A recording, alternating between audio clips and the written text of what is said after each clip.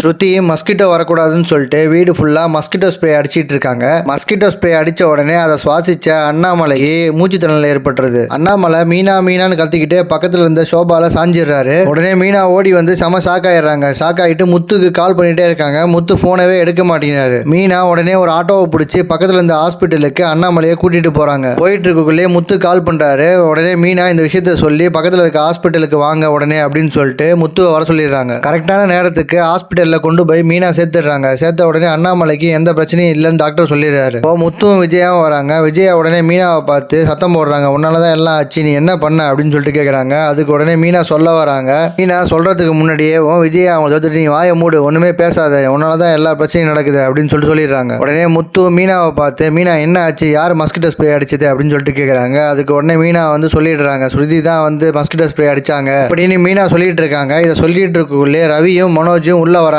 ரவியை பார்த்தோன்னே முத்து செமையா டென்ஷன் ஆயிடுறாரு. டென்ஷன் ஆகிட்டு உன்னாலதான் இது மாதிரி ஆச்சு, உன் பொண்டாட்டி தான் இது மாதிரி பண்ணா அப்படின்னு சொல்லிட்டு ரவியை பார்த்து முத்து கடுமையா சுத்தம் போடுறாரு. நீ மரியாதையா உன் பொண்டாட்டியை கூட்டிட்டு வீட்டை விட்டு வெளியில போயிரு அப்படின்னு சொல்லிட்டு கோவத்துல முத்து ரவியை பார்த்து சொல்லிடுறாரு. ரவி என்ன நடந்துன்னே தெரியாம தகைச்சு போய் நிக்கிறாரு. முத்து கிட்ட ரவி கேட்கிறாரு, சுதி என்ன பண்ணா, அவ மேல என்ன பிரச்சனை உனக்கு அப்படின்னு சொல்லிட்டு முத்து கிட்ட கேட்கிறாரு. முத்து உன் பொண்டாட்டி தான் வந்து மஸ்கிட்டோ ஸ்ப்ரே வீடு ஃபுல்லா அடிச்சு வந்து எங்க அப்பாவை கொல்ல பார்த்தா, அவ வேணும்னே தான் பண்றா அப்படின்னு சொல்லிட்டு சொல்றாரு. ஒரு வழியா அண்ணாமலைக்கு கொஞ்சம் சரி பண்ணி வீட்டுக்கு கூட்டு வராங்க. வீட்டுக்கு வந்தோடனே ஸ்ருதி அதை பார்த்துட்டு ரொம்ப கேஷுவலா, நான் போன்ல கேள்விப்பட்டதை பார்த்தா ஒரு 2-3 days ஆகும்னு நினைச்சேன், நீங்க உடனே டிஸ்சார்ஜ் ஆகி வந்துட்டீங்க, ஒன்றும் பெரிய பிரச்சனை இல்லையா அப்படின்னு சொல்லிட்டு ஸ்ருதி கேட்கறாங்க. இதை கேட்ட உடனே முத்து செம்மையா டென்ஷன் ஆயிடுறாரு. டென்ஷன் ஆகிட்டு ஸ்ருதியை பார்த்து ஏன் பெருசா ப்ராப்ளம் வரும்னு நினைச்சியா, ஏன் எங்க அப்பாவை கொல்ல பார்த்தியா அப்படின்னு சொல்லிட்டு கேட்டுறாரு. இதை கேட்ட உடனே ஸ்ருதி நான் என்ன பண்றது, மஸ்கிட்டோ கிடைக்குதுன்னு சொல்லிட்டு எல்லாருக்கும் நல்லதுன்னு சொல்லிட்டு தான் மஸ்கிட்டோ ஸ்ப்ரே அடிச்சேன், நான் வேணும்னே பண்ணலையே அப்படின்னு சொல்லிட்டு சொல்றாங்க. இதெல்லாம் முத்து காதிலே வாங்க மாட்டாரு. கண்ணாப்புறான்னு ஸ்ருதியை பிடிச்சி சத்தம் போட்டு விட்டுறாரு. சத்தம் போட்ட உடனே நேரா ஸ்ருதி ரூமுக்கு கிளம்பி போயிடுறாங்க. பின்னாடியே ரவி வந்து ரூமுக்கு போறாரு. ரூமுக்கு போயிட்டு ஸ்ருதி கிட்ட நீ பண்ணதெல்லாம் தப்பு, ஏன் இப்படி பண்ண அப்படின்னு சொல்லிட்டு ஸ்ருதி கிட்ட சொல்றாரு. அதுக்கு ஸ்ருதி சொல்றாங்க, நான் எல்லாருக்கும் நல்லது தான் பண்ணேன், நீங்க தான் வந்து வித்தியாசமா பேசுறீங்க,